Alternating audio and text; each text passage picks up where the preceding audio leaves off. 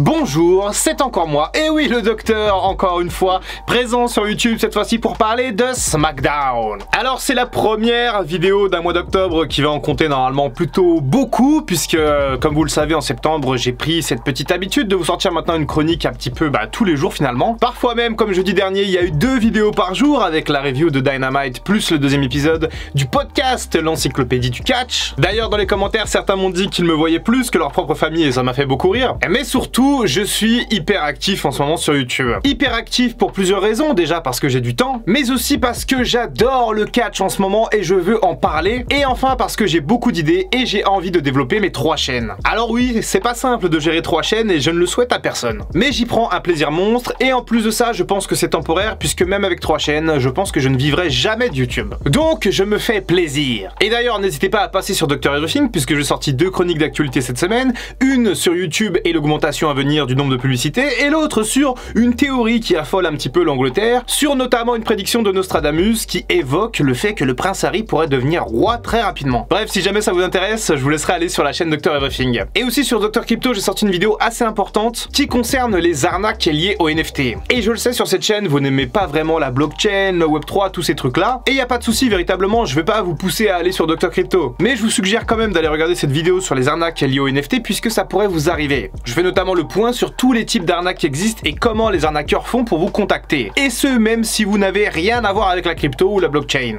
Et désolé pour cette intro plutôt longue, are you ready for a good time? C'est parti pour la consultation de SmackDown. Et comme d'habitude, je vais d'abord vous parler de l'épisode en lui-même avant de vous parler des théories et des petits éléments concernant le lapin blanc. Et on se retrouve donc aujourd'hui à Winnipeg, Manitoba, au Canada, la ville de Kenny Omega, la ville de Chris Jericho, la ville de Roddy Piper. Bref, une vraie ville qui respire le catch. Et ça tombe bien puisqu'on a un Canadien également qui va ouvrir le bal avec Sami Zayn, toujours accompagné de Solo Sikoa, j'adore le thème de Solo Sikoa, qui vont donc affronter Ricochet et Madcap Moss. On est sur la suite de la petite altercation qu'il y a eu la semaine dernière dans les vestiaires, où je le rappelle, Ricochet et Madcap Moss étaient venus dire à Sami Zayn, mais attends, qu'est-ce que tu fous là, avant de se faire littéralement défoncer par le bulldozer Solo Sikoa. Alors plusieurs choses par rapport à ce match, déjà, alors d'un point de vue technique, j'en ai déjà parlé la semaine dernière, mais je trouve que la caméra utilisée à SmackDown, elle est 1000 fois plus fluide et 1000 fois plus belle qu'à Raw. Je pense qu'ils doivent pas utiliser le même matériel, mais j'ai vraiment l'impression que c'est beaucoup plus fluide et qu'il y a plus d'images par seconde lors d'un épisode de SmackDown qu'un épisode de Raw. Je sais pas si c'est la caméra 8K qui fait ça,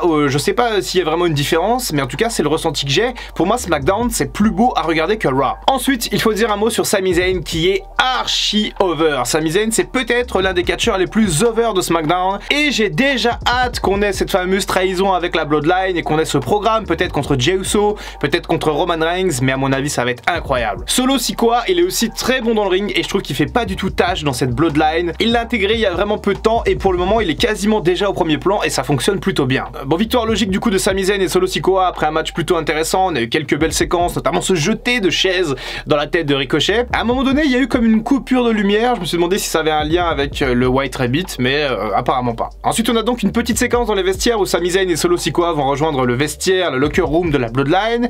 Jey Uso en sort et il va confronter un petit peu Sami Zayn, lui dire ouais je vois clair un peu dans ton jeu, je vois exactement ce que tu veux faire.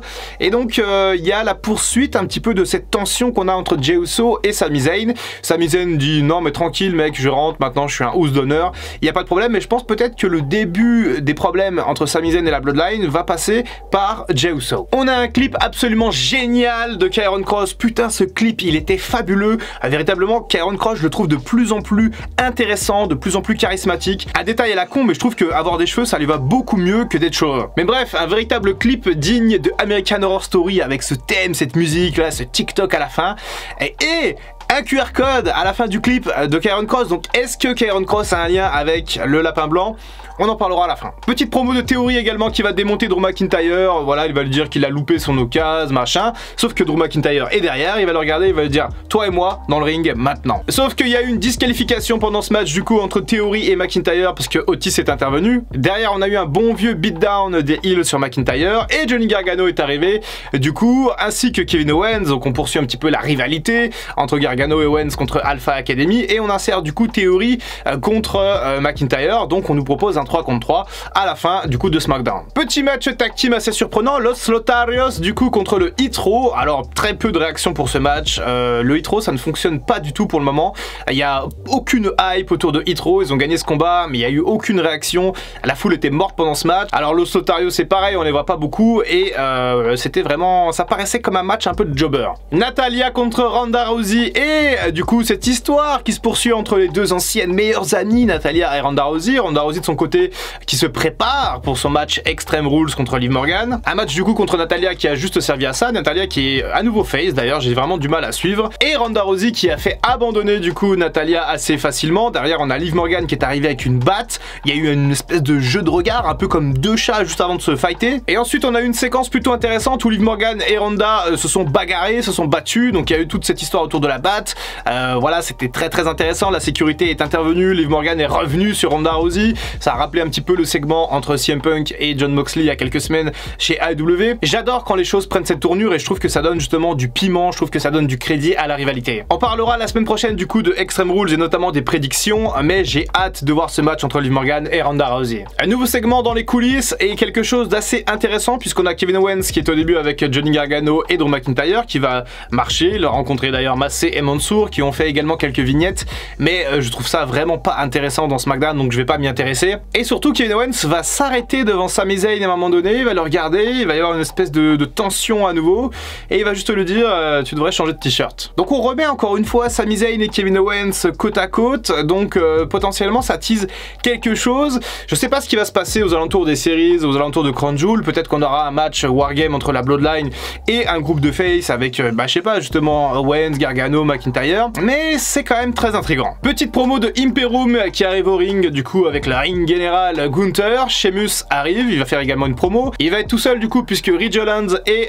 Butch sont restés en Floride du coup dans la vraie vie à cause de l'ouragan Yann et qui est en train de ravager un petit peu cet endroit des États-Unis. Sheamus du coup qui fait une belle promo mais par contre qui se fait allumer derrière forcément à 3 contre 1, Imperium va pour partir et Sheamus reprend le micro et dit alors c'est tout ce que vous avez les gars et tout, et ça j'ai adoré. On est clairement en train de nous montrer que Sheamus est le face de la rivalité. La semaine prochaine ils vont s'affronter en 1 contre 1 dans la season première de SmackDown pour le titre intercontinental et donc pour Extreme Rules on aura ce fameux 3 contre 3 que moi j'attendais vraiment particulièrement. Un nouveau match entre Bayley du coup et Shotzi qui pour le coup revient avec son tank lors de son entrée, et Bayley on la voit beaucoup quand même hein, et globalement je trouve que l'on voit un peu trop les catcheurs et les catcheuses de Raw à SmackDown et inversement. J'aimerais vraiment un brand split, ça nous permettrait d'y voir plus clair dans les rivalités, mais pour ça je pense qu'il va falloir attendre une draft et apparemment il n'y a pas de draft de prévu jusqu'à au moins après WrestleMania. Bon, victoire tranquille de Bayley qui continue son bonhomme de chemin et qui va aller affronter du coup Bianca Belair dans un ladder match à Extreme Rules. Je crois que c'est l'un des premiers ladder match féminins et ça aussi ça va être super, on en parle cette semaine. Le main event du coup entre Johnny Gargano, Kevin Owens et Drew McIntyre face à Alpha Academy et Theory. Donc un match 3 contre 3 plutôt standard avec une victoire des faces à la fin, tout est bien qui finit bien. On a écrit beaucoup de ce SmackDown autour de McIntyre et de Gargano et Owens. Bon, c'était pas un SmackDown véritablement génial, mais c'était plutôt agréable à regarder. Intéressons-nous maintenant au lapin blanc, puisque oui, on a eu un nouveau QR code à la fin du clip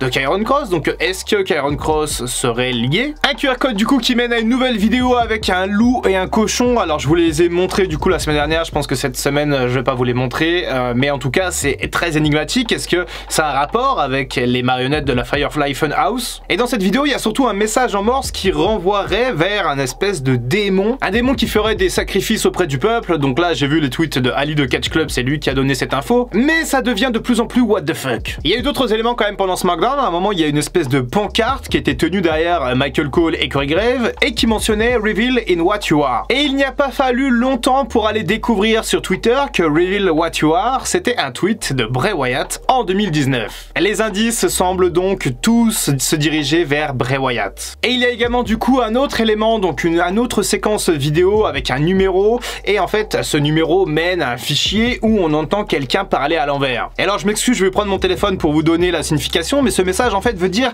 Bravo Echo Lima Alpha India Romero. I am the way into the city of Wu and I am the way into eternal sorrow. Et vous savez ce que ça veut dire? Eh bien j'en sais absolument rien. Si on prend la première lettre de chaque mot du coup ça nous fait Belair, donc peut-être un lien avec Bianca Belair, mais ça nous fait peut-être aussi un lien avec le Shield puisqu'à l'époque c'était le début de leur thème d'entrée. Bref, c'est un bordel sans nom et en fait j'ai l'impression l'impression que tout ça n'a pas véritablement de sens. En vérité, je pense que la WWE est juste en train de un petit peu tuer le temps, nous faire patienter jusqu'à Extreme Rules, mais qu'en fait, il n'y a plus trop de cohérence. Quid du lapin en Italie, quid de tous ces trucs-là, quid du démon. J'ai l'impression que c'est juste trop bordélique pour que ça ait du sens en fait. J'ai même vu dire des gens sur Twitter que le terme Bel Air était associé au prince de Bel Air, qui viendrait en fait de Philadelphie, et comme Extreme Rules est à Philadelphie, yes, c'est bon, le film sera là. Le film d'ailleurs, ou Bray Wyatt, ou un autre personnage. Il y a beaucoup de gens qui parlent aussi du retour de la Wyatt Family. Globalement, on est presque sûr que Bray Wyatt se cache derrière le lapin blanc, mais on ne sait pas quelle forme il va adopter. Et surtout, est-ce qu'il va y avoir un clan? Est-ce qu'il va être seul ou accompagné? Quelle sera l'identité de ce clan? Est-ce qu'on aura affaire à des espèces de démons? Est-ce qu'on aura affaire à des catcheurs repackagés, comme, je sais pas, des mecs comme Corbin, Dominic Dijakovic, pourquoi pas des mecs comme Strowman, Cameron Cross, Dexter Lumis, j'en sais rien. Toutes les choses sont possibles. En tout cas, moi, ça commence à me fatiguer un peu, cette histoire de QR code, parce qu'en fait, il n'y a pas vraiment de continuité. On n'est pas sur un escape game où chaque semaine, on se dit, tiens, on a cet élément-là qui va dans ce sens-là. Non, en fait, on est juste sur un gros bazar, un espèce de jeu où, globalement, personne ne comprend rien, et où, en fait, on est juste là à spéculer, alors que, globalement, on a juste à attendre Extreme Rules. Donc, je suis quand même de moins en moins hypé par ce QR code, et j'attends juste que Bray Wyatt revienne, et ça sera normalement samedi prochain à Extreme Rules dans 8 jours. Et comme ça, pour ceux qui me suivent sur Twitter, ben, je pourrais changer ma photo de profil. Allez, n'hésitez pas à me dire quand même quelles sont vos théories par rapport à tout ça, si jamais vous avez des éléments que je n'ai pas, parce que c'est vrai que moi, ça me fatigue un peu de lire tout ça, mais peut-être que si vous avez une théorie qui est crédible et qui tient la route, eh bien, n'hésitez pas à m'en parler dans les commentaires. N'hésitez surtout pas à aller voir ma vidéo sur les arnaques liées aux NFT sur ma chaîne Dr Crypto, parce qu'en vérité, c'est une vidéo que tout le monde peut regarder, il n'y a pas de termes techniques et tout. Et bien entendu, n'hésitez pas à vous abonner à la chaîne Dr Everything, ou à regarder mes consultations d'actualité, de l'actualité générale. Si jamais, voilà, vous avez du temps, vous savez pas quoi faire, eh bien, regardez également les vidéos de Dr Everything. C'était le Dr Wrestling, on se retrouve très bientôt pour une prochaine vidéo, demain pour un nouvel épisode des catcheurs enterrés, et lundi pour une petite revue de presse. Et en attendant, comme d'habitude, prenez soin de vous. I can feel the blood creeping up from the heathens. Got will, got fight, got pride, got reason. If they wanna go eat, then you know I'm gon' feed them. If you're coming for me, hope you're ready for a demon.